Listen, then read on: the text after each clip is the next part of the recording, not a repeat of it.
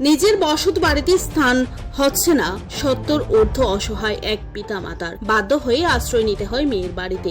সেখানে গিয়েও রেহাই পেল না, হামলার শিকার হতে হয় ছেলের হাতে।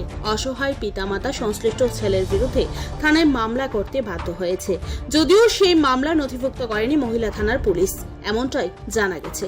অসহায় বৃদ্ধ মা পরবর্তী সময়ে আদালতে দ্বারস্থ হলে শেষ পর্যন্ত আদালতের দাবরানি খেয়ে মামলা নথিভুক্ত করতে বাধ্য হয় পুলিশ। এই হৃদয় বিদারক ঘটনা বিলোনিয়া থানাধীন পুরান মতায়ের এক ওয়ার্ড এলাকাতে। জানা যায় ঋষিমুখ ব্লকের নলুয়া এলাকার পুরনো ভিটে মাটি বিক্রি করে পুরাতন মতায় 1 নং ওয়ার্ডের জায়গা কিনে বাড়িঘর তৈরি করেন জৈনিক খোকন ভৌমিক। বড় ছেলে নরেশ বিদেশ থাকেন। বিদেশ থেকে আসার পর ছেলেকে বিয়ে করান, তারপরে শুরু হয় বিপত্তি। মা বাবার উপর অকথ্য অত্যাচার শুরু করে দেয় কোলাঙ্গার নরেশ। প্রতিনিয়ত বৃদ্ধ মা বাবাকে চাপ দিতে থাকেন সমস্ত সম্পত্তি লিখে দেওয়ার জন্য নরেশের নামে, এমনই অভিযোগ। শুধুমাত্র বড় ছেলে নরেশ নয়, নরেশের স্ত্রী ও শাশুড়ি অত্যাচার সহ হুমকি দিত বলে জানা গেছে। গোটা ঘটনা নিয়ে ব্যাপক প্রতিক্রিয়া তৈরি হয়েছে। এখন দেখার বিষয় এই ঘটনার জল কত দূর গড়ায়। এই সমস্ত ঘটনাগুলি সত্যিই ভাবতে বাধ্য করছে আমরা কতটুকু সভ্য সমাজের বাসিন্দা হতে পেরেছি আদতে। আমার বড় ছেলে বিয়ে শাদি করাছি।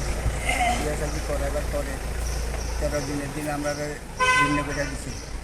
এরপরে আনি কোনো স্বামী স্ত্রী কোনো রকম খাবার পরে এরপরে আশ্বিন মাসে সম্পত্তি আমার স্ত্রী আমরা জায়গা সম্পত্তি সব তার নামে দিয়ে রাখতাম। দিলে বাড়ি থাকতে আরো, নাহলে বাড়ি ছাড়া, এই কথা করে মাছ জোর করিয়া আমরা আশ্বিন মাসে পূজার আগে বাড়ি থেকে বার করে দিচ্ছি। বিলে ৬০ দিন চাইলে বার করছে।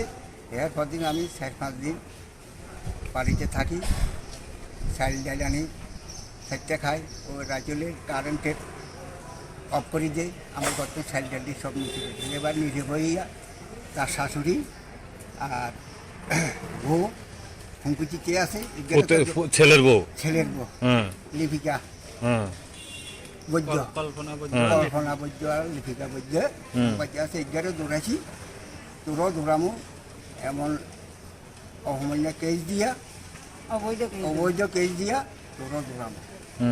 আমি এবার কী করবো, আমার বুড়া অবস্থা, এই অবস্থা এবারে আমার নিজে বইয়া খাচারি না চালিয়ে নিই।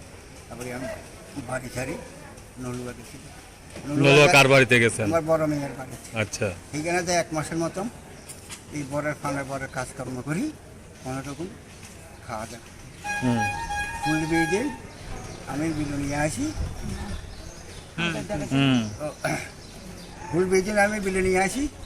আমার সিঁড়িতে যাইয়া সেখানে দুপুর সময় যাইয়া বাড়ির থেকে টোলা ছিড়িয়ে নিয়ে রাস্তাতে মারধর করে। কে মারধর করছে? বড় ছেলে। নাম কি তার? মারধর করছে। আমার নাতিনের শিক্ষক দিচ্ছে, দিজাইয়ে ফালাই দিছে। এরপরে আমার একটা নাতি আছিল। আচ্ছা, এই ব্যাপারে কি মারধর করার অভিযোগে মামলা করছেন? মামলা করছি। কোনখানে? থানাত মামলা করছি। আচ্ছা, তারা কোনো সাক্ষী প্রমাণও ছাড়া কিছু ছাড়া না। একদিন আমরা ডাকেছি থানা থাকতাম, হান থাকছি তারা হানতে জানছি আমরা থানাতে যাই। আমরা কী থাকবো, আমরা এখানে মাঝে দিচ্ছি, আমরা ইনকোয়ারি করছি না, কিছু করছি। আমরা থানা যাই এনে কী থাকবো। আচ্ছা, এরপরে থানা মানে মহিলা থানা কোনো কিছু ভূমিকা নিচ্ছে না? করে না। আচ্ছা, আমরা এখানে হুমকি দিচ্ছি, আমরা আছি। এখন কই আছেন আপনারা? কাটলিয়া মুগ্ধপুর। আজকে 2 মাসের মতন এখানে কাজকর্ম করি। এখন কাঠালিয়াতে আছেন? কাঠালিয়া নির্ভয়পুরে কার কাছে আছেন? ছোট মেয়ের বাড়িতে। কিল্লিগা বাড়িঘর ছাড়িয়া গেছেন কিল্লিগা? বাড়িতে থাকার মতন ব্যবস্থা নাই। আইলে মাছ ধর অবৈধ ডাল দিব, অবৈধ কেস দিয়ে হাসাইব। আর বুড়া কালে অনেক যদি আমরা জেলে ঢুকে দিই, আমার তো প্রতিবাদ করি না কেউ নেই, আত্মীয় স্বজন তো সেখানে কেউ নেই। Bureau report, Tripura news 8।